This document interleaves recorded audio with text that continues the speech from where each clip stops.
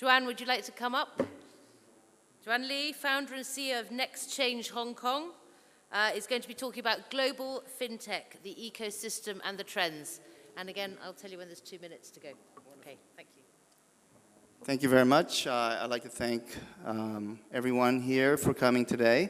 My whole objective today is to share with you the fintech global ecosystem and some of the trends.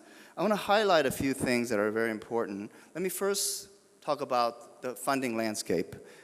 So far, what we've seen is a great amount of VC funding, and 2017 is actually a perfect example, where we've seen record investments now up to $16.6 billion US dollars. But what we've seen as a change, I think is important, is that the larger deals start to grow and the early stage deals started to shrink to a 5-year low. This is very important because it tells you about the maturation of this industry. What we're also seeing is that, for example, some of the things that we see about the largest deals is that it happened in the US and also it happened in Europe. So the largest deal was SoFi, followed by AvidXchange. And in the UK, it was TransferWise. So what we saw year over year is that funding actually increased both in the US and in Europe, but it actually declined in Asia. When we look a little bit deeper what's happening in Asia, we're seeing a very interesting change. One is that China actually decreased, and that has to do with the fact that we had very large deals in 2016. Southeast Asia is now it's one of the fastest growing markets and at the 4-year high. And the fastest growing market in fintech in the world is actually India. There's 1,500 startups, and most of them were developed over the last 2 years. The largest investor in this region is actually 500 startups. So we're seeing a very interesting transformation in terms of the funding landscape. Now let me share with you some points that actually Paulo made, but I'm going to try to give a little bit different interpretation. The tech giants are very active in fintech. It's not only about fintech startups. It's not about banks and financial institutions anymore. And it's not just about Tencent, Alibaba, and Ant Financial. It's about Amazon. Amazon has made a big effort to become an international player. They're now involved in payments, lending, cash management, and they're expanding and investing globally, especially in India, where we see the most amount of growth. Also, what we see is AI is become now across the stack. What do I mean by that? I mean that it's now being utilized in fraud prevention, ID management, risk management, banking, customer service, and chatbots. Because AI is allowing financial institutions to cut costs, automate process, improve security, and especially in fraud prevention is about AML and KYC.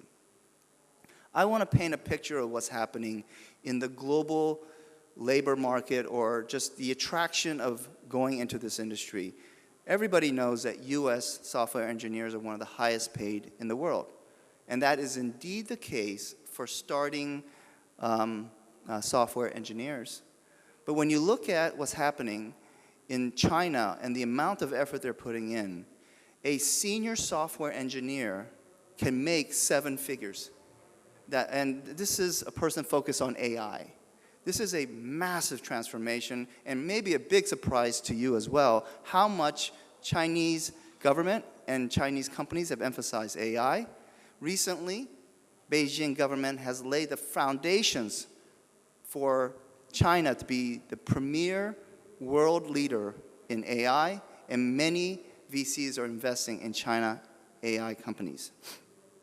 Let's talk about RegTech. RegTech is one of the fastest growing areas within fintech, and that's because banks and financial institutions have to be compliant.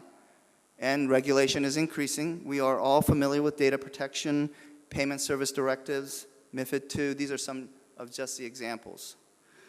Europe is leading the charge, but we see China is actually getting a lot of investment, especially in KYC, AML, and a category that many people are not familiar with, a subcategory called soup tech.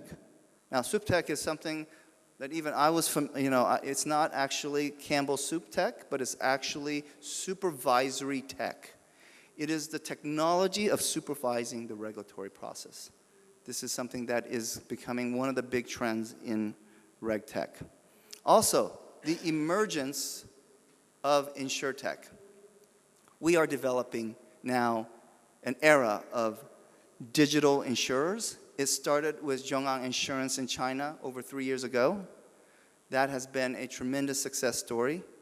Now, what we look at is a fully digital company that has signed 5.8 billion policies, 460 million clients in 3 years. This is amazing. And last year, they went public and raised $1.5 billion. So this is what's happening in digital insurance. And recently, Tencent and Aviva and private equity firm Hill House has made an announcement that they're going to create a Hong Kong-based digital insurer. So in the future, the landscape of insurance will look very different. But again, what is it that we're touching on? And I think we need to go back to what Paulo has said, which is it's about the experience. Customers want to take charge. They want to go online and do comparison shopping. They want to ask their peers on social media about insurance products. Brokers need effective tools to engage their clients. This is all about the digital insurance experience. So we now can talk a little bit more about blockchain. Blockchain is ideal for fintech because it is an immutable distributed ledger technology. Everybody's familiar that it's basically replacing the middleman, and it reduces the cost and ease of transaction. Some of the things that I see as very important trends that started to develop in 2017 that we see much more happening in 2018 is the whole idea of interoperability. Interoperability means that right now we see a tremendous number of blockchain projects that have been created, and they're all siloed, they're not talking to each other. And with new interoperability protocols, we're able to scale, talk to each other, and grow a much larger platform. The other thing that we see in blockchain are private blockchains. Governments and financial institutions embrace this because it is regulatory compliant, it's private, and it can be cost effective. Let me dig a little bit deeper into some of the trends that I see that's happening in Asia, but I want just get a raise of hands. How many people here are familiar with the Greater Bay Area? Okay? If I come back next year, I want everyone to raise their hand because this is the largest potential innovation hub in the world. It is the corridor that is being built from Hong Kong, Macau, Shenzhen, and connecting to Guangzhou. And this is all possible because of the high-speed rail. And this will be 67 million people. By the end of this year, I can go to Shenzhen in 15 minutes. And the potential is so large because it rivals any innovation hub in the world, but the GDP per capita is so low, there's tremendous amount of growth potential there.